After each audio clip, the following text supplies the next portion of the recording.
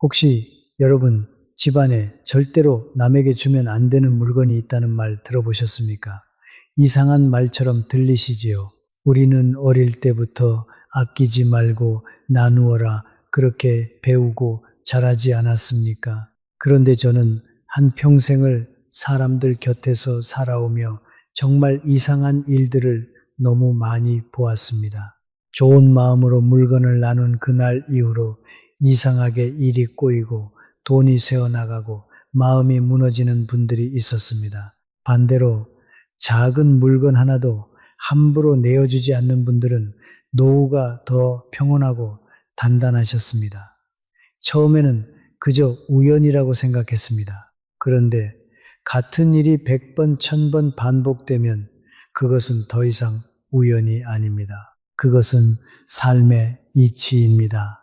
오늘 저는 여러분께 그 이치를 솔직하게 풀어드리려 합니다. 우리가 그동안 무심코 이 정도는 줘도 되겠지 하고 넘겼던 물건들 중에 사실은 우리 집에 기둥과 같은 것들이 있다는 사실, 그리고 그 기둥을 함부로 흔들었을 때 노후의 돈복과 마음의 평온이 어떻게 무너지는지 미리 한 가지 약속드리겠습니다.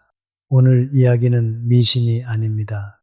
점치는 이야기가 아닙니다. 저는 평생 가르치며 살아온 사람으로서 사람의 마음이 어떻게 움직이고 그 마음이 어떻게 돈의 흐름을 바꾸는지 그것을 생활의 언어로 말씀드리려 합니다. 듣고 나시면 이래서 그동안 그렇게 마음이 허전했구나, 이래서 돈이 새어나갔구나 하고 무릎을 치시게 될 겁니다. 우리 집에 있는 물건 단 한 가지만 다르게 다루셔도 노후의 흐름이 달라집니다. 그러니 오늘 이 영상 끝까지 함께 해 주십시오. 특히 이 영상의 후반부에는 어쩔 수 없이 누군가에게 물건을 주어야 할 때 어떻게 하면 내 마음과 내 돈복을 동시에 지킬 수 있는지 그 구체적인 3가지 안전장치를 말씀드리겠습니다. 그리고 마지막에는 결국 돈복의 진짜 핵심이 무엇인지 한평생을 살아온 사람의 결론을 솔직하게 남기겠습니다. 자, 그럼 시작하기 전에 한 가지만 약속해 주십시오. 오늘 이 이야기를 다 들으신 뒤에는 집안을 천천히 한번 둘러봐 주십시오. 그리고 스스로에게 조용히 물어봐 주십시오. 나는 지금 내 삶의 경계를 어디에 두고 있는가? 이 질문 하나가 여러분이 생각하시는 것보다 훨씬 더 단단하게 노후를 붙잡아 줄 것입니다. 여러분 안녕하십니까? 저는 한평생을 가르치며 또 사람들을 만나며 살아온 사람입니다. 한 세기에 가까운 시간을 살아오면서 정말 많은 사람들의 인생 곡선을 지켜보았습니다. 잘 풀리던 사람이 어느 순간부터 이상하게 흐르기 시작하는 모습, 또 처음에는 어렵게 살던 사람이 노후로 갈수록 점점 더 풍요로워지는 모습, 그 차이가 어디에서 오는지 저는 오랫동안 관찰했습니다. 그리고 한 가지 분명한 결론을 얻었습니다. 돈은 단지 숫자가 아닙니다. 돈은 그 사람이 무엇을 어떻게 다루는가, 무엇을 지키고 무엇을 내어주는가, 어디에 경계를 세우고 어디서 마음을 여는가, 그 모든 태도가 합쳐진 결과입니다. 사람들은 흔히 돈은 벌면 된다고 말합니다. 그러나 저는 한 평생을 보고 와서 이렇게 말씀드립니다. 돈은 버는 방식보다 지키는 방식에서 그 사람의 삶이 더 분명하게 드러납니다. 젊을 때는 일하고 움직이면 돈이 따라오는 것처럼 보입니다. 그러나 중년을 지나 노년에 접어들면 같은 노력으로도 돈이 술술 새어나가는 순간이 자주 옵니다. 그때 우리는 흔히 경제 탓을 하고 시대 탓을 하고 운이 없다고 말합니다. 물론 시대의 흐름도 있겠지요. 그러나 제가 수많은 분들을 가까이서 지켜보며 깨달은 것은 이렇습니다. 돈이 붙는 사람은 큰 결심 이전에 작은 습관이 다르고 그 작은 습관 안에 이미 운의 방향이 들어있다. 그리고 그 작은 습관은 거의 대부분 집안에서 시작됩니다. 부엌에서 시작되고 현관에서 시작되고 옷장에서 시작되고 침대에서 시작됩니다. 거창한 재테크 이전에 우리 집안의 물건들과 어떻게 관계 맺고 있는가? 거기에서부터 노후의 운이 갈라집니다. 삼성 서울병원 노년의학연구진이 65세 이상 어르신일 247명을 4년간 추적 조사한 결과가 있습니다. 노후의 정신적 안정과 경제적 안정 사이에는 분명한 연결이 있고 그 연결의 출발점은 의외로 집안의 정리 습관과 물건을 다루는 태도에 있다고 합니다. 저는 이 연구를 처음 보았을 때 정말 무릎을 쳤습니다. 제가 평생 보고 느낀 것이 과학으로 다시 확인되는 순간이었기 때문입니다. 우리 어르신들 중에는 이런 분이 정말 많으십니다. 자식들이 다 컸으니 이제 남는 물건은 아낌없이 나눠주자. 그래야 마음이 가볍지. 그 마음 정말 좋은 마음입니다. 저도 그 마음을 존중합니다. 그러나 그 좋은 마음 뒤에 한 가지 원칙이 빠지면 결국 그 나눔이 노후의 발목을 잡습니다. 그 원칙이 바로 경계입니다. 경계 없는 친절은 상대를 살리는 것이 아니라 자기 삶의 기둥을 흔들어 놓습니다. 오늘 제가 여러분께 드리는 이야기는 작아 보이지만 사실은 노후의 가장 깊은 뿌리에 닿아 있는 이야기입니다. 그래서 저는 한 권의 책을 풀어내는 마음으로 이 영상을 준비했습니다. 오늘 제가 여러분께 차근차근 말씀드릴 내용은 모두 12가지입니다. 너무 많다고 느껴지실 수도 있습니다. 그러나 걱정하지 마십시오. 제가 차근차근 짚어드리겠습니다. 첫째, 우리 몸과 가장 가까운 물건. 둘째, 날카로운 것과 깨진 것. 셋째, 매일 입에 닿는 그릇. 넷째, 곡식을 담는 그릇. 다섯째, 집의 경계를 지키는 단순한 것. 여섯째, 죽어가는 식물과 시든 꽃. 일곱째, 망가진 인형과 부서진 추억. 여덟째, 우리의 신뢰가 담긴 작은 가죽 물건. 아홉째, 우리의 성취가 담긴 가방과 금고. 열째, 우리가 매일 잠드는 그 자리. 11째, 어쩔 수 없이 나누어야 할 때의 지혜. 12째, 노후의 돈복을 결정하는 사람과 말. 이 12가지를 다 들으시고 나면 여러분의 노후는 분명히 달라집니다. 제가 자신 있게 말씀드릴 수 있습니다. 자, 그럼 첫 번째부터 시작해 보겠습니다. 먼저 첫 번째입니다. 우리 몸과 가장 가까운 물건, 바로 속옷입니다. 어떤 분은 웃으실지도 모릅니다. 아니, 속옷이 무슨 노후의 돈복과 상관이 있다는 말인가? 그런데 여러분 잘 들어주십시오. 저는 한평생을 사람들과 살아오며 깨달은 것이 있습니다.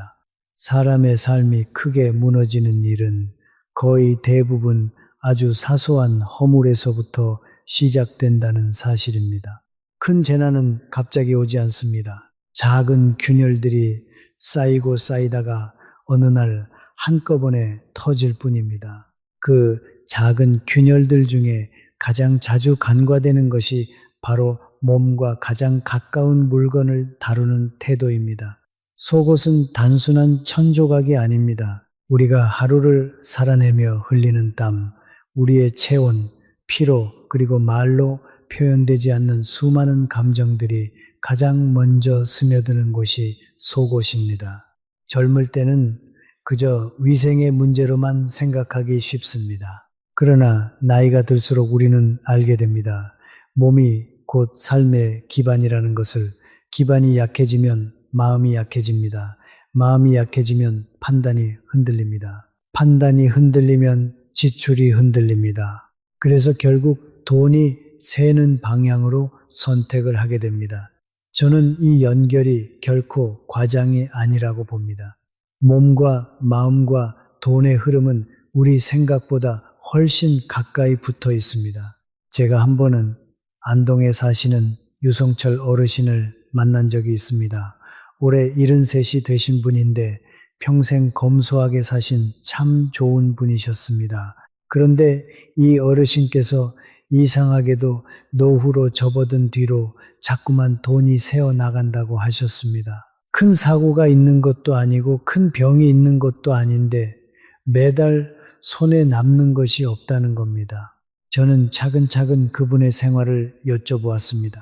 그러던 중 한 가지 사실을 알게 되었습니다. 유 어르신께서는 형편이 어렵게 사는 친척이 와서 입던 속옷을 달라고 하면 차마 거절을 못하고 그냥 내어주시곤 했습니다. 본인도 한 번 입었으니 괜찮겠지 하고 별 생각 없이 주신 거지요. 저는 그 이야기를 듣고 조심스럽게 말씀드렸습니다. 어르신, 속옷은 그렇게 주는 것이 아닙니다. 그분이 깜짝 놀라셨습니다. 아니, 그게 무슨 상관이 있다는 말이요. 저는 천천히 설명드렸습니다. 속옷은 그냥 옷이 아니고 어르신의 가장 사적인 영역입니다. 그것을 한 번이라도 어르신 몸에 닿은 채로 다른 사람에게 넘기시면 어르신의 무의식 속에서는 내 영역을 함부로 내어주는 사람이라는 메시지가 자꾸 쌓입니다.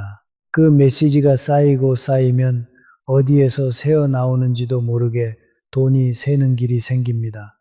그분은 한참을 침묵하시더니 천천히 고개를 끄덕이셨습니다. 그러고 보니 친척에게 속옷 드린 그 무렵부터 이상하게 마음이 헛헛하고 충동적으로 군것질이 늘었다는 겁니다. 자, 여러분, 이것은 절대 미신이 아닙니다. 이것은 사람의 마음이 작동하는 원리입니다. 우리가 매일 만지는 것은 우리 마음의 흔적을 남깁니다.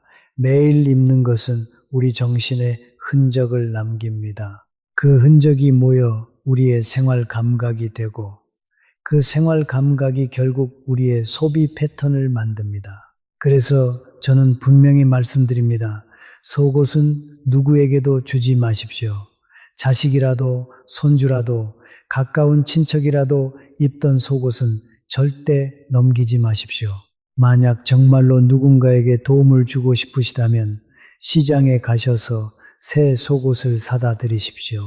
새 속옷은 축복입니다. 그러나 입던 속옷은 어르신의 영역이고 그 영역은 어르신만의 것입니다. 그리고 한 가지 더 말씀드리겠습니다.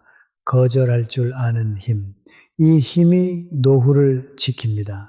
누군가가 어떤 부탁을 해와도 잠깐만요 라고 말할 줄 아는 그 한마디가 어르신의 노후를 지키는 가장 강한 울타리입니다. 거절은 인색함이 아닙니다. 거절은 자기 존중입니다. 자기를 존중하는 사람만이 진짜로 남을 도울 힘을 가집니다. 자, 그러면 이 첫 번째 원칙을 가슴에 새겨 두십시오. 몸에 닿는 것은 새 것으로만 주고받는다. 자, 그럼 두 번째로 넘어가 보겠습니다. 두 번째는 칼과 이가 나간 그릇, 그리고 깨진 주방용품입니다. 이 부분은 첫 번째보다 훨씬 더 현실적이고 위험한 영역입니다. 우리는 살면서 칼을 매일 씁니다. 그릇도 매일 씁니다. 매일 쓰는 것이기 때문에 우리는 무의식적으로 이 물건들을 가볍게 여깁니다. 그런데 잘 생각해 보십시오. 칼은 그냥 도구가 아닙니다. 칼은 날입니다. 날은 자칫하면 사람을 다치게 합니다. 저는 칼을 볼 때마다 사람의 말을 함께 떠올립니다.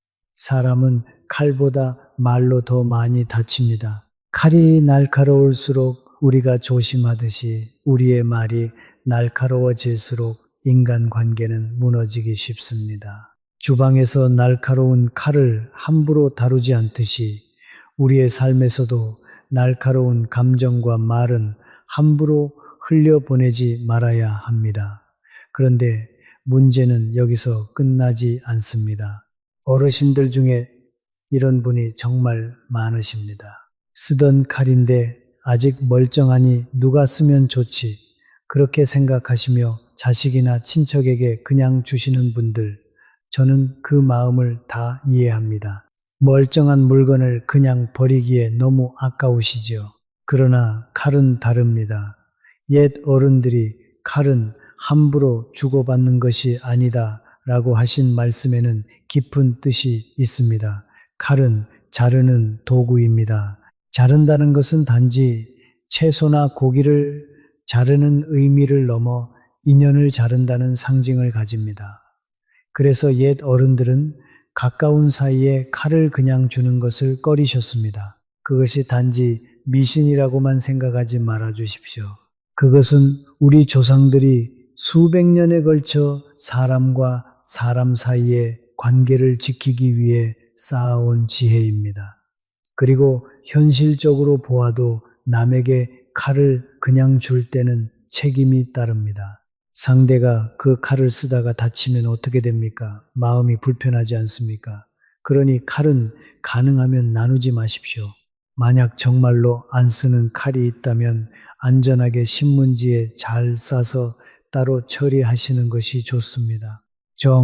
누군가에게 드리고 싶으시다면 작은 동전이라도 함께 주십시오. 옛 어른들이 칼 받을 때는 동전이라도 받아라 라고 하신 데에는 다 이유가 있습니다. 작은 동전이 그냥 받음을 산 것으로 바꾸어 줍니다. 인연을 자르는 상징을 인연을 주고받음의 상징으로 바꾸어 주는 것이지요. 이가 나간 그릇은 또 다릅니다. 이 부분은 더 분명합니다. 그릇이 깨졌다는 것은 무엇을 의미합니까? 그것은 완전하지 않다는 뜻입니다.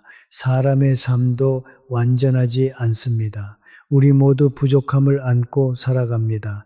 그런데 깨진 그릇을 계속 쓰다 보면 우리는 무의식적으로 이 불완전함을 정상이라고 받아들이게 됩니다. 작은 불편을 그냥 참고, 작은 금을 그냥 넘어가고, 작은 손해를 그냥 견디는 그 습관이 마음에 새겨집니다. 그 습관이 쌓이고 쌓이면 어느 날 큰 손해도 그럴 수 있지 하고 넘기게 됩니다. 노후의 가장 무서운 것은 큰 돈을 잃는 한 번의 사건이 아닙니다. 작은 새는 구멍을 강치해서 생기는 습관적인 손실입니다. 제가 한 번은 수원에 사시는 신명숙 어르신 댁에 초대를 받은 적이 있습니다. 부부가 참 검소하고 좋은 분들이셨습니다. 올해 61가 되신 분인데 한평생 정말 알뜰하게 사셨습니다. 그런데 그 댁 식탁을 보니 그릇이 여기저기 이가 나 있었습니다. 저는 조심스럽게 말씀드렸습니다. 이 그릇들은 오래 쓰셨으니 한번 정리하시는 것이 어떻겠습니까? 그분들은 웃으시며 말씀하셨습니다. 아유, 아깝지요. 아직 쓸 수 있는데요. 저는 그 자리에서 더 이상 말을 잇지 않았습니다. 그러나 시간이 흘러 다시 그분들 소식을 들었을 때 이상하게도 부부 사이에 돈 문제로 자꾸 다투신다는 이야기를 들었습니다. 저는 이가 나간 그릇 하나가 모든 원인이라고 말하고 싶지 않습니다. 그러나 분명히 말씀드릴 수 있는 것은 깨진 것을 그냥 두는 태도가 관계에도 돈에도 마음에도 영향을 준다는 사실입니다. 깨진 것을 정리할 줄 아는 사람은 관계에서도 돈에서도 불필요한 손실을 줄일 줄 압니다. 그러니 두 번째 원칙을 세우십시오. 칼은 함부로 나누지 않는다. 정 나누어야 한다면 작은 동전이라도 함께 받는다. 그리고 이가 나간 그릇, 금이 간 그릇은 절대로 남에게 주지 않는다. 내 집에서도 오래 붙잡지 않는다. 이것은 운을 믿어서가 아닙니다. 삶의 질서를 회복하기 위해서입니다. 질서가 회복되면 마음이 안정되고 마음이 안정되면 소비가 줄고 소비가 줄면 자연스럽게 돈이 붙기 시작합니다. 아주 단순한 원리입니다. 자, 이제 세 번째 이야기로 넘어가 봅니다. 노후의 안정과 금전의 흐름을 좌우하는 것은 의외로 부엌에서 결정되는 경우가 정말 많습니다. 저는 부엌을 단지 요리하는 장소로 보지 않습니다. 부엌은 한 가정의 생존이 모이는 자리이고 가족이 다시 살아갈 힘을 얻는 자리입니다. 그래서 부엌에서 쓰는 물건들은 단순한 도구가 아니라 집안의 질서와 안정, 그리고 먹고 사는 감각을 붙잡아주는 상징이기도 합니다. 세 번째로 말씀드릴 것은 바로 매일 입에 닿는 그릇입니다. 밥그릇, 밥통, 그리고 밥솥. 요즘은 이런 물건들도 안 쓰니 가져가세요 하시면서 지인에게 그냥 주시는 분들이 정말 많아졌습니다. 새 것도 아닌데 아깝다. 친구가 필요하다고 하신다. 부모님이 쓰시던 것이니 쓰임이 있을 거다. 다 좋은 마음에서 시작된 일입니다. 그러나 저는 가능하면 이 물건들은 쉽게 넘기지 마시라고 권합니다. 이유는 단순합니다. 이런 물건들은 재물 그 자체가 아니라 재물을 만들어내는 생활의 뿌리를 의미하기 때문입니다. 예로부터 곡식은 부의 상징이었습니다. 우리 한국인에게 쌀이 그렇고 어느 나라든 그 나라의 주식이 그렇습니다. 밥을 먹는다는 것은 단지 배를 채운다는 의미를 넘어 삶을 이어간다는 가장 근본적인 의미를 담고 있습니다. 그러니 밥을 담는 그릇과 밥을 짓는 도구는 우리 집이 다시 살아갈 힘을 상징합니다. 이걸 아무 생각 없이 남에게 건네는 순간 마음의 한쪽에서는 이런 메시지가 자리 잡게 됩니다. 나는 내 생존의 도구를 쉽게 내어줄 만큼 내 기반을 가볍게 여긴다. 그 메시지는 처음엔 작지만 자꾸 반복되면 삶의 감각 자체를 흔들어 놓습니다. 제가 상담에서 자주 듣는 말이 있습니다. 어르신, 이상하게 돈이 모이지 않습니다. 열심히 사는데도 늘 손에 남는 것이 없고 마음이 헛헛합니다. 그럴 때 저는 재테크부터 묻지 않습니다. 오히려 가장 기본적인 것부터 여쭤봅니다. 집에서 밥은 제대로 드십니까? 부엌은 정리가 되어 있습니까? 식탁에서 가족이 함께 앉는 시간이 있습니까? 그러면 어르신들이 깜짝 놀라십니다. 돈 이야기 하러 왔는데 갑자기 밥 이야기를 하니 말입니다. 그러나 저는 한 평생을 살아오며 확신하게 되었습니다. 밥을 소홀히 하는 사람은 결국 돈도 소홀히 합니다. 밥을 대하는 태도는 곧 삶을 대하는 태도와 닮아 있기 때문입니다. 밥그릇은 특히 그렇습니다. 밥그릇은 매일 우리 입으로 들어가는 생명의 그릇입니다. 그것을 남에게 그냥 주는 행위는 단순한 물건 나눔이 아니라 내가 매일 살아온 리듬을 통째로 넘기는 일과 비슷합니다. 물론 누군가에게는 도움이 될 수 있겠지요. 그러나 정말로 도움을 주고 싶으시다면 차라리 새 그릇을 사서 선물하시는 것이 훨씬 좋습니다. 새 것은 새로운 시작의 축복입니다. 그러나 어르신이 쓰시던 그릇에는 어르신의 생활력에 흔적이 묻어 있습니다. 특히 이 점이 중요합니다. 그 집이 한때 잘 풀리던 시절에 쓰던 그릇이라면 사람들은 더더욱이 그릇이 좋다고 하면서 받아가고 싶어 합니다. 그러나 저는 분명히 말씀드립니다. 좋은 그릇은 그 그릇 자체가 좋아서가 아니라 그 그릇을 쓰며 살아오신 어르신의 생활이 좋았기 때문에 좋아 보이는 것입니다. 그 생활을 남에게 통째로 주는 것보다 그 생활의 태도를 전해주시는 것이 훨씬 더 큰 선물입니다. 밥솥도 마찬가지입니다. 밥솥은 집안의 중심에 가까운 물건입니다. 밥솥이 한번 고장나면 어떻게 됩니까? 그날부터 집안의 리듬이 깨집니다. 아침이 깨지고 저녁이 깨지고 가족의 시간이 깨집니다. 밥솥을 통해 매일 아침과 저녁이 정리되고 가족이 먹는 시간이 만들어집니다. 이 물건을 남에게 그냥 주는 것은 집안의 시간과 질서를 함께 넘기는 상징이 됩니다. 저는 여기서 또 한 번 강조합니다. 이것은 미신이 아니라 상징의 힘입니다. 인간은 상징에 의해 움직입니다. 결혼 반지가 단순한 금속이 아니라 약속의 상징이듯이 밥솥은 단순한 기계가 아니라 가정의 리듬과 생존의 상징입니다. 그러니 이 세 번째 원칙을 가슴에 새기십시오. 매일 입에 닿는 그릇은 함부로 넘기지 않는다. 도움을 주고 싶다면 차라리 새 것으로 준다. 어르신께서 쓰시던 것은 어르신의 노후를 지켜주는 자리에 그대로 두십시오. 자, 그러면 네 번째로 넘어가 보겠습니다. 네 번째는 곡식을 담는 그릇, 즉 쌀통과 저장 용기입니다. 이 부분을 듣고 어떤 분은 의아하실지도 모릅니다. 쌀통이 그렇게 중요한가? 그저 쌀을 담는 통일 뿐인데. 그러나 잘 들어주십시오. 쌀통은 단순한 통이 아닙니다. 쌀통은 내일을 담는 그릇입니다. 내 집에 내일 먹을 쌀이 있다는 것은 내일도 우리 식구가 무사하다는 가장 깊은 안정의 상징입니다. 이 안정을 우리는 너무 쉽게 잊고 살아갑니다. 그래서 쌀통이 그저 비어 있어도 별 생각이 없고 쌀통을 누군가에게 그냥 줘도 마음에 큰 무게를 두지 않습니다.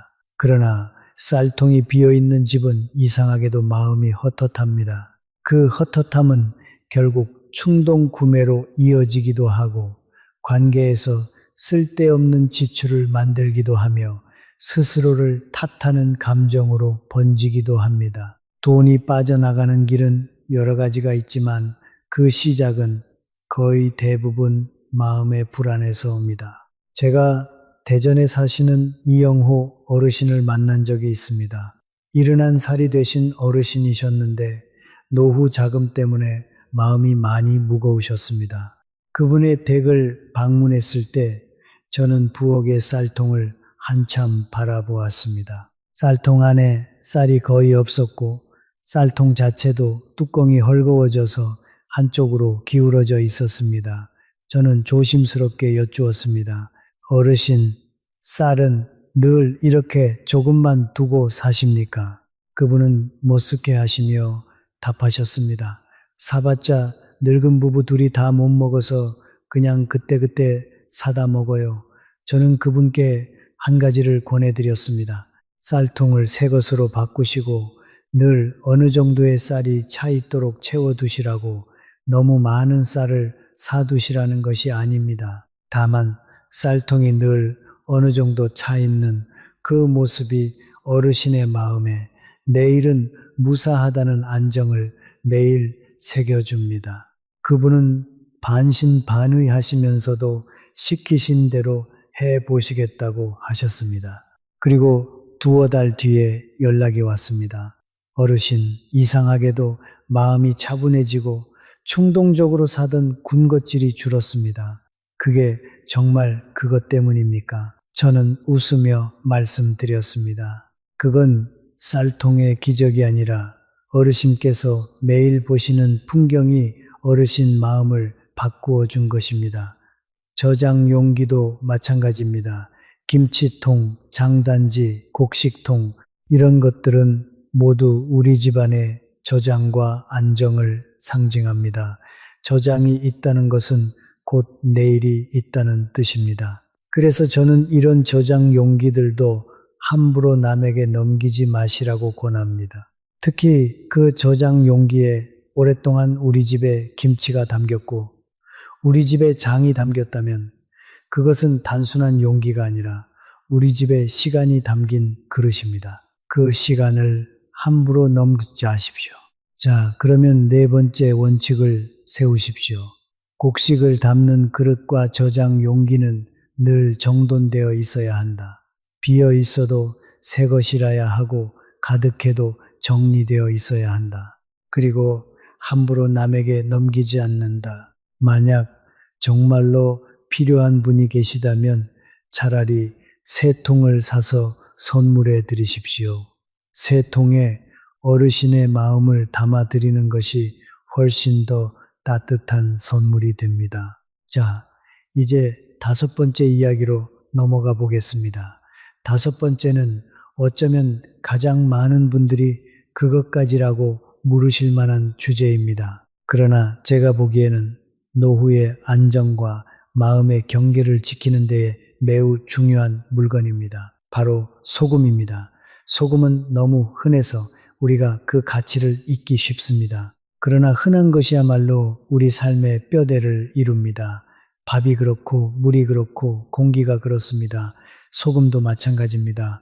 저는 소금을 신비한 물건으로 만들고 싶지 않습니다. 다만 소금이 왜 오랫동안 집안을 지키는 상징이 되었는지, 그리고 왜 경제적으로 불안할 때 소금 같은 단순한 것부터 다시 정리해야 하는지, 인간의 생활과 심리의 관점에서 말씀드리려 합니다. 소금은 음식의 맛을 더해주지만 동시에 음식이 상하지 않게 지켜주는 역할을 합니다. 즉, 소금은 살리는 역할과 지키는 역할을 동시에 합니다. 저는 여기서 큰 깨달음을 얻습니다. 우리의 삶에서도, 우리의 돈에서도 진짜 중요한 것은 더하는 능력보다 썩지 않게 지키는 능력이라는 사실. 예전에는 냉장고가 없었습니다. 소금은 그 자체로 저장의 기술이었습니다. 먹을 것을 오래 보존하는 것이 곧 생존이었습니다. 그러니 소금은 생존의 상징이었고 생존이 곧 재물의 상징이었습니다. 돈이 많고 적음을 떠나서 우리 집안에 저장할 것이 있고 그 저장이 안전하면 사람의 마음은 자연스럽게 불안이 줄어듭니다. 불안이 줄면 판단이 맑아집니다. 판단이 맑아지면 쓸데없는 지출이 줄어듭니다. 그리고 결국 재정이 안정됩니다. 그런데 왜 옛 어른들은 소금을 남에게 함부로 주지 말라고 하셨을까요? 저는 이렇게 해석합니다. 소금은 집안의 경계를 지키는 물건이었습니다. 문턱은 집의 경계이고 현관은 외부와 내부가 만나는 자리입니다. 그 경계가 흐트러지면 집은 쉽게 흔들립니다. 사람도 마찬가지입니다. 우리의 마음의 경계가 흐트러지면 관계에서 휘둘리고 감정에서 휘둘리고 결국 돈에서도 휘둘립니다. 옛 어른들이 소금을 자주 두는 곳이 현관 근처라고 하신 데에는 그런 깊은 이유가 있습니다. 결국 경계를 세우라는 생활의 메시지였던 것입니다. 제가 한 번은 대전에 사시는 정현숙 어르신을 상담해 드린 적이 있습니다. 74이 되신 어르신이셨는데 자꾸 돈이 새는 느낌이 든다고 하셨습니다. 버는 것은 분명히 있는데 늘 손에 남는 것이 없고 작은 지출이 끊임없이 이어진다는 것입니다. 저는 그분께 재무표부터 보자고 하지 않았습니다. 먼저 생활부터 여쭈었습니다. 어르신, 집에 들어오시면 신발이 정리되어 있습니까? 현관에 쌓인 잡동사니는 없습니까? 부엌의 소금은 어디에 두십니까? 그분이 어이없다는 듯 웃으셨습니다. 어르신, 그런 게 돈하고 무슨 상관이 있어요? 저는 조용히 말씀드렸습니다. 현관이 어수선하면 마음의 출입도 어수선해집니다. 마음이 어수선하면 지출도 어수선해집니다. 그분은 반신반의 하시면서도 한번 해보시겠다고 하셨습니다. 그리고 며칠 뒤에 연락을 주셨습니다. 정말 신기한 일이 일어났다는 겁니다. 현관을 정리하고 매일 소금을 새 것으로 갈아두는 행동을 하니 이상하게도 마음이 차분해지고 충동적으로 사던 작은 소비가 눈에 띄게 줄었다는 겁니다. 저는 이것을 소금의 기적이라고 말하고 싶지 않습니다. 다만 분명히 말씀드릴 수 있는 것은 정리의 습관이 마음을 바꾸고 마음이 결국 돈을 바꾼다는 사실입니다. 그렇다면 구체적으로 무엇을 조심해야 할까요? 첫째, 마음이 불안하시고 돈이 흔들리실 때 소금을 타인에게 쉽게 나누지 마십시오. 여기서 말하는 소금은 단지 조미료만이 아닙니다. 집안의 기운을 정리하는 상징이자 생활의 경계를 세우는 표지입니다. 어르신이 흔들리실 때는 먼저 어르신의 경계를 세우셔야 합니다. 경계가 세워진 다음에 남을 돕는 나눔이 비로소 건강해집니다. 흔들리면서 나누는 것은 상대를 돕는 것 같지만 사실은 자신의 불안을 더 키우는 경우가 정말 많습니다. 둘째, 소금을 담아두던 항아리나 단지도 함부로 넘기지 마십시오. 사람들은 그건 그냥 그릇이잖아요 라고 말합니다. 그러나 그 그릇이 무엇을 담아왔는지를 한번 생각해 보십시오. 소금은 집안의 잡스러운 기운을 막고 음식의 맛을 지키고 때로는 마음의 안정을 지키는 역할을 했습니다. 그 역할을 담아온 그릇은 일종의 집안의 습관이 축적된 그릇입니다. 사람이 어떤 물건을 특정한 목적으로 오래 쓰면 그 물건은 그 목적의 상징이 됩니다. 상징은 사람의 마음을 움직입니다. 그러니 상징을 가볍게 넘기는 것은 마음의 기둥을 가볍게 넘기는 것과 같습니다. 셋째, 소금은 새 것이 중요합니다. 왜 옛 어른들이 소금을 주기적으로 갈아두라고 하셨을까요? 소금은 습기를 먹고 변합니다. 집안이 어수선하고 마음이 탁하면 소금도 빨리 눅눅해집니다. 이 말이 신비롭게 들리실 수도 있겠지만 저는 이렇게 봅니다. 집안이 어수선하면 습기 관리가 안 되고 환기가 잘 안 되며 결국 생활이 전체적으로 흐트러집니다. 그 흐트러짐이 소금에서 먼저 드러날 뿐입니다. 그러니 소금을 갈아두는 행위는 단지 소금을 교체하는 것이 아니라 내 생활을 다시 새롭게 정리하겠다는 선언입니다. 선언이 반복되면 습관이 되고 습관이 되면 삶이 달라집니다. 자, 그러면 다섯 번째 원칙을 세우십시오. 집의 경계는 가장 단순한 것부터 새롭게 한다. 소금을 갈아두는 것에서 시작해 현관을 정리하고 그렇게 하나씩 자신의 영역을 다시 세워가는 것. 이것이 노후의 돈복을 지키는 가장 작지만 가장 강한 습관입니다. 자, 여기까지가 우리가 함께 살펴본 첫 5가지입니다. 잠시 한숨 돌리시며 정리해 보시지요. 첫째, 몸과 가장 가까운 속옷은 누구에게도 입던 채로 주지 않는다. 새 것으로만 주고받는다. 둘째, 칼과 이 나간 그릇 깨진 주방용품은 함부로 나누지 말고 안전하게 정리한다. 셋째, 매일 입에 닿는 밥그릇과 밥솥은 집안의 리듬이니 쉽게 넘기지 않는다. 넷째, 곡식을 담는 쌀통과 저장 용기는 늘 정돈되어 있어야 하고 함부로 넘기지 않는다. 다섯째, 집의 경계를 지키는 소금은 자주 새 것으로 갈아두고 마음이 흔들릴 때는 더더욱 함부로 나누지 않는다. 어떻게 들으셨습니까? 처음 들으시기에는 다소 낯설게 느껴지실 수도 있습니다. 그러나 곰곰이 생각해 보시면 우리 어머니, 할머니들이 평생 지켜오신 지혜가 그대로 담겨 있다는 것을 아실 수 있을 겁니다. 우리 옛 어른들은 글로 배운 분들이 아니어도 삶의 이치를 손끝으로 알고 계셨습니다. 그분들이 지켜오신 그 작은 습관들이 결국 한 가족의 노후를 지키는 단단한 울타리가 되었던 것입니다. 그런데 이제부터가 더 중요합니다. 지금까지 5가지는 주로 우리가 매일 만지는 일상의 물건들이었습니다. 이제부터 말씀드릴 다음 5가지는 우리의 마음, 우리의 추억, 우리의 성취, 그리고 우리의 휴식과 직접 연결된 더 깊은 영역의 물건들입니다.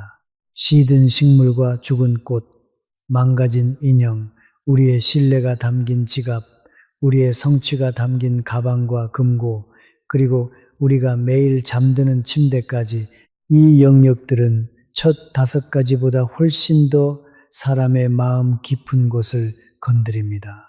그래서 더 조심스럽게 다루셔야 합니다.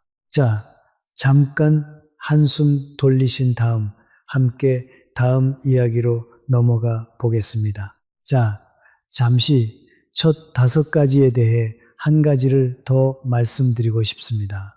제가 한 평생을 살아오며 정말 많은 분들의 이야기를 들었습니다. 그 중에서 가장 마음 아팠던 사례 몇 가지를 더 나누어 드리려 합니다. 왜냐하면 이 작은 원칙들이 실제 어르신들의 삶에서 어떻게 작동하는지를 직접 보시면 마음에 더 깊이 새겨지기 때문입니다. 부산에 사시는 김순자 어르신은 63이 되신 분이셨습니다.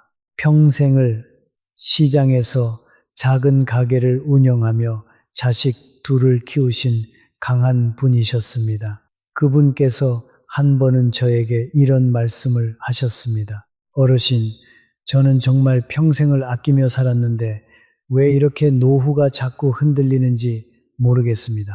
저는 그분의 이야기를 차근차근 들었습니다. 그러던 중 한 가지 사실이 드러났습니다. 그분께서는 평생 정이 많으신 분이셔서 이웃이나 친척이 무엇을 달라고 하면 거절을 못 하셨습니다. 입던 옷도 그냥 주시고 쓰던 그릇도 그냥 주시고 김치도 한 통 한 통 다 나누어 드리셨답니다. 그것 자체는 좋은 마음이었지요. 그러나 어느 순간부터 그분 댁의 부엌은 늘 비어 있었고 옷장도 늘 비어 있었습니다. 그분께서는 늘 자신보다 다른 사람을 챙기느라 정작 본인의 노후 준비는 거의 안 되어 있으셨던 것입니다. 저는 그분께 조심스럽게 말씀드렸습니다. 어르신께서 정말 따뜻하신 분이라는 것을 압니다. 그러나 어르신께서 먼저 단단하셔야 진짜로 다른 사람을 도울 힘이 생기십니다. 어르신께서 흔들리고 계시면 어르신의 도움도 결국 흔들립니다. 그분께서는 그 말씀을 듣고 한참을 침묵하셨습니다. 그러시고는 천천히 고개를 끄덕이셨습니다. 그날 이후로 그분께서는 한 가지 작은 원칙을 세우셨다고 합니다. 누가 무엇을 달라고 해도 일단 하루 동안 생각해 보겠습니다. 라고 말씀하시는 것. 그 작은 한 가지 원칙이 그분의 노후를 정말 다르게 만들었습니다. 1년이 지난 뒤에 그분께서 저에게 다시 연락을 주셨습니다. 어르신, 정말 신기합니다. 거절을 잘하게 되니 사람들이 저를 더 존중하기 시작했어요. 그리고 마음도 한결 편해졌고 충동적인 지출도 자연스럽게 줄었습니다. 저는 이 이야기를 들으며 정말 마음이 따뜻해졌습니다. 자, 그리고 한 가지 더 말씀드리고 싶은 것은 칼과 그릇에 대한 이야기입니다. 제가 한 번은 이런 사례를 보았습니다. 인천에 사시는 한영자 어르신은 69이 되신 분이셨습니다. 평생 살림을 잘하셔서 친척들 사이에서도 그릇 좋은 집안의 어르신으로 통하셨습니다. 그런데 그분께서 한 번은 큰 이사를 하시면서 그릇장을 정리하셨답니다. 그러시면서 오래된 그릇들을 친척들에게 나누어 주셨는데 그 중에는 이가 살짝 나간 그릇들도 섞여 있었습니다. 어르신께서는 별 생각 없이 그냥 주신 것이지요. 그런데 그 후로 이상하게 친척들 사이에 작은 갈등이 자꾸 생기기 시작했답니다. 누구는 좋은 그릇을 받았고 누구는 깨진 그릇을 받았다는 그런 작은 비교가 시작된 것입니다.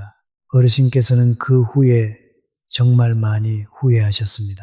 차라리 깨진 것은 제가 처리하고 좋은 것만 골라 정성스럽게 드릴 걸 그랬어요. 저는 그분 이야기를 들으며 한 번 더 깨달았습니다. 깨진 것을 그냥 넘기는 것은 단순한 물건 문제가 아니라 관계의 문제로도 번질 수 있다는 사실을 말입니다. 그러니 깨진 것은 어르신 손에서 정리해 주십시오. 그것이 어르신을 지키는 길이고 동시에 다른 사람과의 관계도 지키는 길입니다. 자, 그리고 부엌의 그릇에 대해서도 한 가지 더 말씀드리고 싶습니다. 제가 가르치며 살아온 사람으로서 정말 많은 분들의 부엌을 보았습니다. 신기한 것은 어떤 부엌은 들어서는 순간부터 마음이 평온해지고 어떤 부엌은 들어서는 순간부터 마음이 어수선해진다는 사실입니다. 그 차이가 그릇의 가격에 있지 않다는 것을 저는 정말 확실히 봤습니다. 비싼 그릇이 가득해도 마음이 어수선한 부엌이 있고 평범한 그릇 몇 개라도 정돈되어 있으면 마음이 평온한 부엌이 있습니다. 핵심은 그릇이 자기 자리를 갖고 있느냐, 그리고 어르신의 손길이 매일 그 자리를 다듬고 계시느냐에 있습니다. 그러니 부엌에 그릇을 자주 바꾸려 하지 마십시오. 한 그릇을 오래 쓰시면서 그 그릇과 친해지시는 그 시간이 사실은 어르신 마음의 안정을 만들어줍니다. 새 그릇을 자꾸 사신다고 해서 마음이 새로워지지 않습니다. 오히려 한 그릇을 오래 쓰시는 그 정성이 어르신의 노후를 단정하게 만들어줍니다. 광주에 사시는 다른 어르신 한 분은 결혼하실 때 시어머님께 받으신 밥그릇 한 세트를 거의 40년을 쓰고 계셨습니다. 색이 약간 바래기는 했지만 깨진 곳 하나 없이 정성스럽게 쓰고 계셨지요. 저는 그 그릇을 보며 정말 감동했습니다. 그릇 하나를 40년 가까이 정성스럽게 쓰시는 그 마음이 그분의 노후를 단단하게 만든 진짜 비결이라는 것을 그 자리에서 깨달았습니다. 자, 그리고 쌀통에 대해서도 한 가지 더 깊이 들어가 보겠습니다. 옛 어른들이 쌀독에는 늘 한 줌의 쌀을 남겨두라고 하신 말씀이 있습니다. 이게 단지 미신일까요? 저는 그렇게 생각하지 않습니다. 쌀독에 한 줌의 쌀이 늘 남아있다는 것은 우리 집은 늘 내일이 있다는 마음의 메시지입니다. 그 메시지가 매일 어르신의 무의식에 새겨지면 어르신의 마음은 자연스럽게 안정됩니다. 안정된 마음은 충동적인 결정을 줄여줍니다. 충동적인 결정이 줄어들면 노후의 가장 큰 위험인 작은 새는 구멍들이 줄어듭니다. 저는 이것이 우리 어르신들이 평생 지켜오신 가장 단순하면서도 가장 강력한 노후 재테크라고 봅니다. 거창한 것이 아닙니다. 쌀독에 한 줌의 쌀을 늘 남겨두는 그 단순한 습관이 그 어떤 재테크보다 노후를 단단하게 지켜줍니다. 그러니 어르신, 오늘부터라도 쌀통을 한번 들여다보십시오. 너무 비어있지는 않은가? 너무 어수선하지는 않은가? 뚜껑이 잘 닫히고 있는가? 이 작은 점검이 어르신의 노후를 다르게 만들 것입니다. 마지막으로 소금에 대해 한 가지만 더 덧붙이겠습니다. 사실 소금 이야기를 듣고 어떤 분들은 그래서 정확히 소금을 어디에 어떻게 두라는 말이냐고 물으십니다. 저는 이렇게 권합니다. 부엌에서 늘 사용하시는 소금은 그릇이 잘 닫히는 단지에 담아 어두운 곳에 두십시오. 그리고 한 달에 한 번씩은 그 단지를 비우시고 깨끗이 씻으신 다음 새 소금을 채우십시오. 거창한 의식이 아닙니다. 그저 한 달에 한 번 단지를 닫고 새 소금으로 갈아두는 그 작은 행위, 그 행위가 어르신 마음에 매달 한 번씩 내 집을 새롭게 정리하겠다는 다짐을 새겨줍니다. 이 다짐이 매달 쌓이면 1년 후 어르신의 생활 감각은 분명히 달라져 있을 것입니다. 그리고 또 한 가지, 누군가 어르신의 집에 방문해서 오래 머무르거나 어르신께서 혹시 마음이 무거우신 일을 겪으신 다음에는 소금을 한 번 더 갈아 두십시오.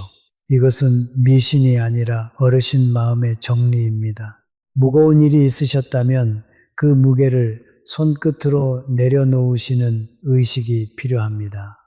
소금을 갈아두시는 그 행위가 그 의식이 됩니다. 행위가 마음을 정리하고 정리된 마음이 새로운 하루를 만듭니다. 그리고 이 모든 작은 습관들이 쌓이고 쌓이면 결국 어르신의 노후 돈복이 됩니다. 저는 이것을 정말 자신 있게 말씀드릴 수 있습니다. 자, 그러면 이제 두 번째 부분으로 들어가 보겠습니다. 지금까지 우리가 함께 본 첫 5가지는 주로 일상의 물건들이었습니다. 우리가 매일 만지는 것들, 우리 몸과 가까운 것들이었지요. 이제부터 말씀드릴 다음 5가지는 우리의 마음, 추억, 성취, 그리고 휴식과 더 깊이 연결된 영역입니다. 이 영역은 첫 5가지보다 더 조심스럽게 다루셔야 합니다. 왜냐하면 이 영역은 어르신의 정체성과도 직접 닿아 있기 때문입니다. 마음을 단단히 하시고 함께 다음 이야기로 넘어가 보겠습니다. 자, 그럼 6번째 이야기로 넘어가 보겠습니다. 6번째는 죽어가는 식물과 시든 꽃입니다. 많은 분들이 마음속으로는 알고 계시면서도 손이 잘 움직이지 않는 주제입니다. 저는 이걸 이렇게 표현합니다. 죽어 있는 물건과 망가진 물건. 이 말이 다소 거칠게 들리실 수도 있습니다. 그러나 저는 일부러 이렇게 분명히 표현합니다. 왜냐하면 노후의 삶을 가장 무겁게 만드는 원인 중 하나가 실제로는 돈이 없음이 아니라 정리가 안 됨이기 때문입니다. 정리가 안 되면 마음이 정체되고, 마음이 정체되면 생활이 정체되며, 생활이 정체되면 결국 돈도 정체됩니다. 그리고 정체된 돈은 새로 들어오지 않거나 들어와도 금방 빠져나가 버립니다. 사람은 나이가 들수록 물건과 추억이 늘어납니다. 젊을 때는 집이 비어 있다가 살면서 차츰 채워지지요. 그런데 어느 순간부터는 채우는 것이 행복이 아니라 부담이 되기 시작합니다. 그 부담이 커지면 사람은 가만히 있는 것을 선택합니다. 치우기 싫어서, 버리기 싫어서, 정리하기 싫어서 그냥 두는 것입니다. 그런데 그냥 두는 시간이 길어질수록 그 물건은 단지 물건이 아니라 미뤄둔 마음이 됩니다. 미뤄둔 마음은 매일 조금씩 우리 에너지를 갉아먹습니다. 죽어있는 물건의 대표적인 것이 조화, 말린 꽃, 시든 식물, 그리고 죽은 식물입니다. 꽃은 원래 살아있는 기운을 상징합니다. 생기가 있어야 꽃이지요.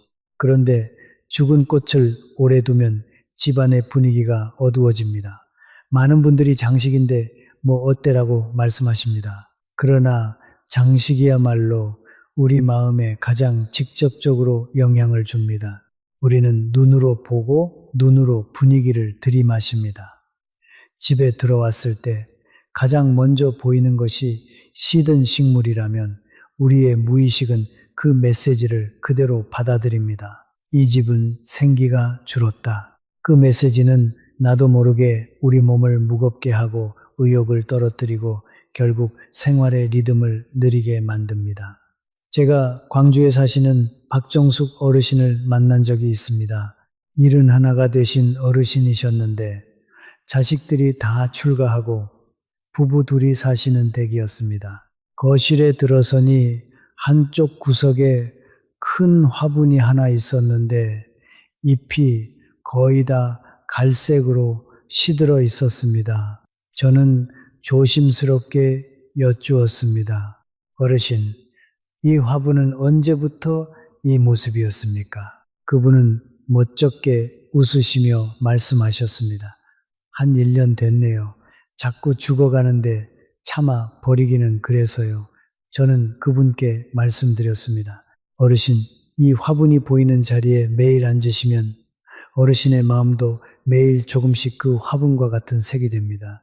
정말입니다. 그분은 처음에는 말도 안 된다고 하시며 웃으셨습니다. 그러나 며칠 뒤 정말 그 화분을 정리하시고 작은 새 화분 하나를 들이셨답니다. 그리고 그 화분에 매일 물을 주시기 시작했습니다. 한 달이 지난 뒤 그 어르신께서 저에게 전화를 주셨습니다. 어르신, 정말 신기합니다. 그 화분을 바꾸고 나서 이상하게도 마음이 가벼워지고 하루가 짧아진 느낌입니다. 식사 양도 늘었고 부부 사이 대화도 늘었어요. 저는 웃으며 말씀드렸습니다. 그건 화분의 기적이 아닙니다. 어르신께서 매일 살아있는 것을 돌보시는 그 행위가 어르신의 삶 자체를 다시 살리고 계신 것입니다. 살아있는 것을 살리는 일이 곧 자기 삶을 살리는 일이라는 것. 이것이 노후의 가장 단순하지만 가장 강력한 진리입니다. 그러니 시든 식물 죽은 꽃은 빠르게 정리해 주십시오. 죄책감을 느끼실 필요 전혀 없습니다. 시든 것을 붙잡고 있는 것이 더 큰 죄책감을 만들고 더 큰 무기력을 낳습니다. 그리고 한 가지 더 중요한 말씀을 드립니다. 어르신께서 오랫동안 키워오신 식물을 누군가에게 나누는 일이 있을 수 있습니다. 그 자체는 나쁜 일이 아닙니다. 그러나 어르신께서 정말 오랫동안 길러오신 식물은 어르신 집의 리듬과 함께 살아온 존재입니다. 그러니 그것을 아무 준비 없이 그냥 넘기시면 마음이 헛헛해질 수 있습니다. 노후의 헛헛함은 위험합니다. 그 헛헛함이 커지면 사람은 관계에 집착하거나 필요 없는 소비로 그 빈자리를 메우려 합니다. 그러니 만약 식물을 정말로 나누어야 하신다면 최소한의 의식이 필요합니다. 깨끗이 돌보아 주시고 햇빛을 충분히 쬐게 해주시고 잘 살아라 라는 마음을 담아 보내주십시오.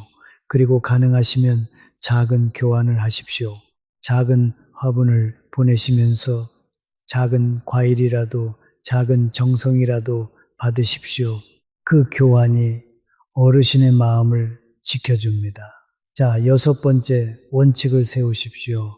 죽어 있는 것을 붙잡지 않는다. 시든 것을 빠르게 정리하고 살아있는 것을 매일 돌본다. 그리고 키우던 식물을 나누어야 할 때는 작은 의식과 작은 교환을 잊지 않는다. 자, 그럼 7번째로 넘어가 보겠습니다. 7번째는 망가진 인형과 부서진 추억입니다. 어떤 분들은 인형이 무슨 그렇게 중요한 거냐고 물으실지도 모릅니다. 저도 인형을 신비한 물건으로 만들고 싶지 않습니다. 그러나 인형은 이상하게도 우리 인간의 형태를 닮은 물건입니다. 사람의 형상을 닮은 물건에는 감정이 잘 붙습니다. 그래서 인형이 훼손된 모습으로 오래 방치되면 보는 사람의 무의식이 자기도 모르게 불편함을 느낍니다. 특히 어린 시절의 기억이 묻어있는 인형이거나 자식들이 어릴 적 함께 놀던 인형이라면 더더욱 그렇습니다. 추억은 소중합니다. 그러나 추억을 보존하는 방식은 인형의 부서진 형태로 남겨두는 것이 아닙니다. 사진 한 장이면 충분하고 마음속의 기억으로 충분할 때가 정말 많습니다. 더 좋은 방법은 감사의 마음으로 정리하는 것입니다. 너 덕분에 외롭지 않았다. 너와 함께한 시간이 고맙다. 그리고 보내드리는 것입니다. 감사하고 보내는 그 행위가 사람의 마음을 정말 가볍게 만듭니다. 가벼운 마음은 단단한 생활을 만듭니다. 안동에 사시는 오복순 어르신은 77이 되신 분이셨습니다. 자식이 어릴 때 가지고 놀던 곰 인형을 안방 옷장 위에 그대로 두고 계셨습니다. 한쪽 눈이 떨어져 나가고 천 일부가 찢어진 채로 거의 40년 가까이 그 자리에 있었답니다. 어르신께서는 자꾸 잠을 잘 못 주무신다고 하셨습니다. 잠자리에 누우면 이상하게 마음이 무겁고 새벽에 자주 깨신다는 겁니다. 저는 안방을 둘러보다가 그 곰 인형을 발견했습니다. 그리고 어르신께 조심스럽게 여쭈었습니다. 저 인형은 언제부터 거기 계셨습니까? 어르신께서는 한참을 침묵하셨습니다. 그러시고는 우리 막내가 5살 때부터니까 한 40년 됐네요. 라고 답하셨습니다. 저는 그분께 어르신, 그 인형이 어르신 곁을 지켜준 시간이 정말 고마운 시간이지요. 그러나 이제는 그 시간을 마음속에 잘 간직하시고 그 인형은 감사한 마음으로 보내드리시는 것이 어떻겠습니까? 어르신께서는 처음에는 망설이셨습니다. 그러나 며칠 동안 생각하신 끝에 정말로 그 인형을 정성스럽게 닦아서 깨끗한 보자기에 싸서 보내드렸다고 합니다. 그리고 그 자리에 작은 가족 사진 액자를 놓으셨습니다. 며칠 뒤에 어르신께서 전화를 주셨습니다. 정말 신기한 것은 그날 밤부터 잠이 깊어졌다는 거예요. 새벽에 깨는 일도 거의 없어졌고 마음이 한결 가벼워졌습니다. 저는 이런 이야기를 정말 많이 들었습니다. 우리도 모르는 사이에 망가진 물건과 감정의 끈이 묶여 있습니다. 그 끈을 정성스럽게 풀어주는 행위가 노후의 마음을 가볍게 만드는 가장 강력한 방법 중 하나입니다. 그리고 망가진 물건은 인형뿐만이 아닙니다. 금이 간 액자, 부서진 우산, 고장난 시계, 손잡이가 부러진 가방, 잘 닫히지 않는 서랍. 어르신들은 이런 물건을 그냥 두십니다. 아직 쓸만해. 언젠가 고치지. 그러나 그 언젠가는 거의 대부분 오지 않습니다. 그리고 그 물건들은 매번 어르신께 작은 스트레스를 줍니다.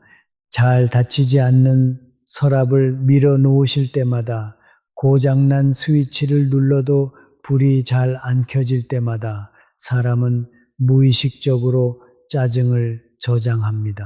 그 짜증이 쌓이면 말이 거칠어지고 관계가 날카로워지고 돈을 다루는 판단도 거칠어집니다. 저는 노후의 행복은 큰 사건에서 오는 것이 아니라 작은 불편이 사라지는 것에서 온다고 믿습니다. 그러니 작은 불편을 절대로 방치하지 마십시오. 자, 7번째 원칙을 세우십시오. 망가진 것은 고치거나 정성스럽게 보낸다. 추억은 사진과 마음속에 보관하고 부서진 형태로 곁에 두지 않는다. 자, 이제 8번째 이야기로 넘어가 보겠습니다. 8번째는 우리의 신뢰가 담긴 작은 가죽 물건, 바로 지갑입니다. 지갑은 단지 돈을 넣는 물건이라서 중요한 것이 아닙니다. 지갑은 어르신의 생활에 신뢰를 넣는 물건이기 때문에 중요합니다. 신분증, 카드, 영수증, 때로는 가족 사진까지 지갑은 한 사람의 일상을 통째로 담고 있습니다. 그래서 어떤 분들은 이렇게 말씀하십니다. 어르신, 제가 가장 잘 되던 시절에 쓰던 지갑을 자식에게 주면 그 기운이 자식한테도 갈 것 같아서요. 그 마음 정말 이해합니다. 저도 그 마음을 좋게 봅니다. 그러나 한평생을 살며 제가 깨달은 것은 이렇습니다. 운이나 기운은 물건으로 옮겨주는 것이 아니라 삶의 태도로 전해 주어야 합니다. 어르신이 잘 되시던 시절의 지갑을 자식에게 준다고 해서 그 자식이 잘 되는 것이 아닙니다. 오히려 그 지갑을 주신 뒤에 어르신 마음에 생기는 헛헛함이 더 큰 문제가 됩니다. 헛헛함은 작은 소비로 메우려 하고 작은 소비가 쌓이면 결국 노후의 불안이 됩니다. 불안은 판단을 흐리게 합니다. 서울에 사시는 김철수 어르신은 65이 되신 분이셨습니다. 평생 사업을 하시며 큰 돈도 만져보시고 어려운 시기도 겪어보신 분이셨습니다.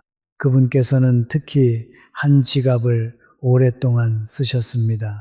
사업이 가장 잘 되시던 시절 부인이 선물해 주신 지갑이라 어르신께는 정말 의미 있는 물건이었습니다. 그런데 큰아들이 사업을 시작한다며 그 지갑을 달라고 했답니다. 아버지의 좋은 기운을 받고 싶다는 거였지요. 어르신께서는 망설이시다가 결국 그 지갑을 아들에게 주셨습니다. 그런데 그날 이후로 이상하게 마음이 자꾸 허전하셨습니다. 그리고 그 허전함을 메우기 위해서였는지 작은 군것질이며 충동 구매가 늘기 시작하셨습니다. 한 달이 지나서 어르신께서 저에게 상담을 오셨습니다. 저는 그분의 이야기를 다 듣고 이렇게 말씀드렸습니다. 어르신, 지갑을 다시 받으시라는 말씀이 아닙니다. 다만 어르신께 새 지갑 하나를 사드리시지요. 그리고 그 안에 어르신의 새로운 다짐을 담으십시오. 어르신께서는 그렇게 하셨습니다. 그리고 신기하게도 그 새 지갑을 쓰시기 시작한 뒤로 마음의 헛헛함이 사라졌고 충동 구매도 자연스럽게 줄었다고 하셨습니다.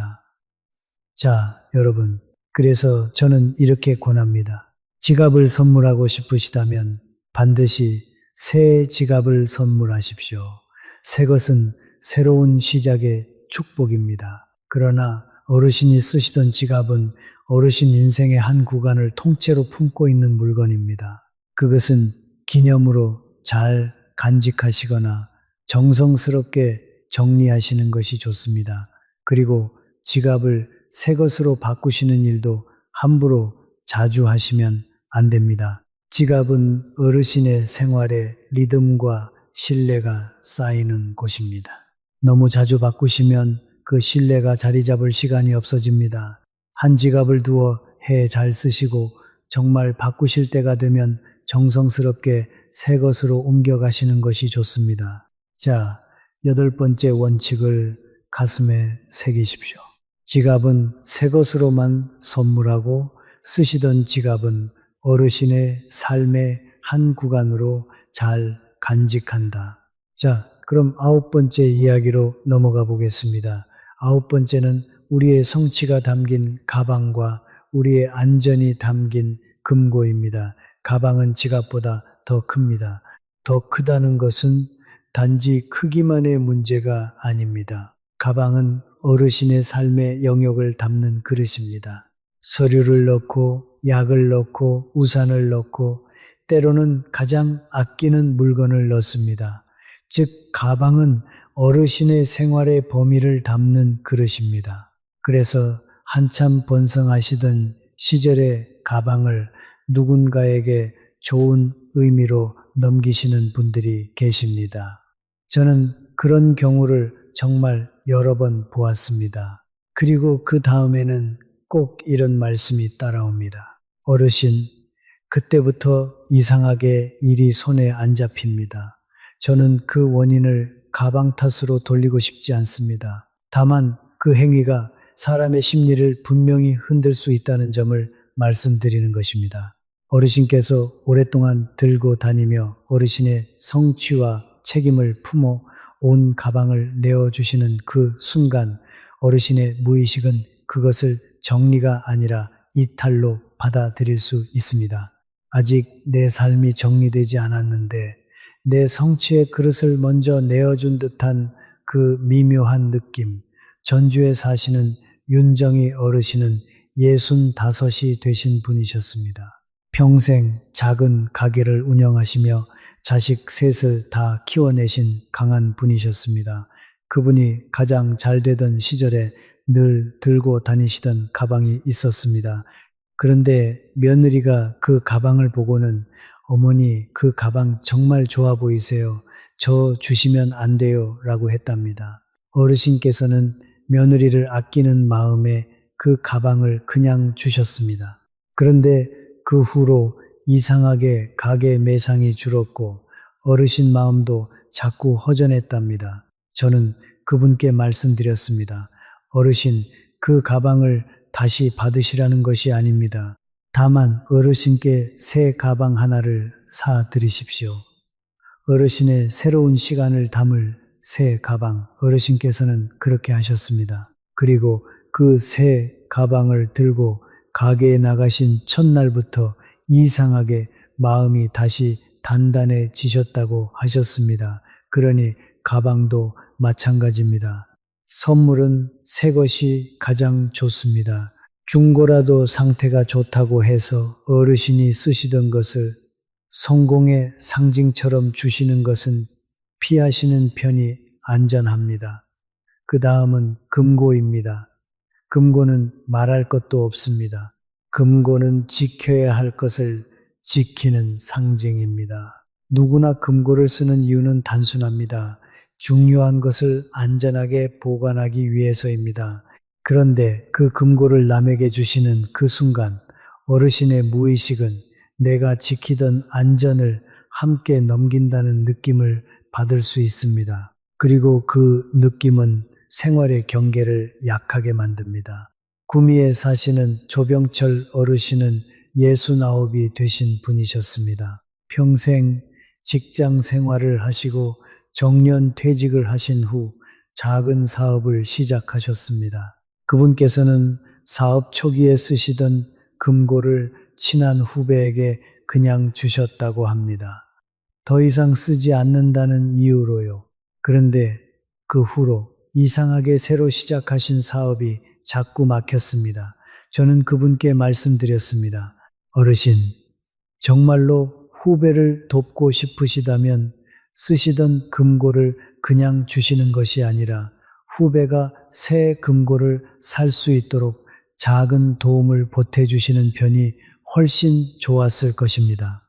작은 금액이라도 그 안에는 후배가 스스로 새 출발을 할 수 있도록 돕는 자존감이 들어 있습니다. 받는 사람도 마음이 편하고 주는 사람도 마음의 경계가 흔들리지 않습니다. 자, 9번째 원칙을 세우십시오. 가방과 금고처럼 어르신의 성취와 안전을 담은 물건은 함부로 넘기지 않는다.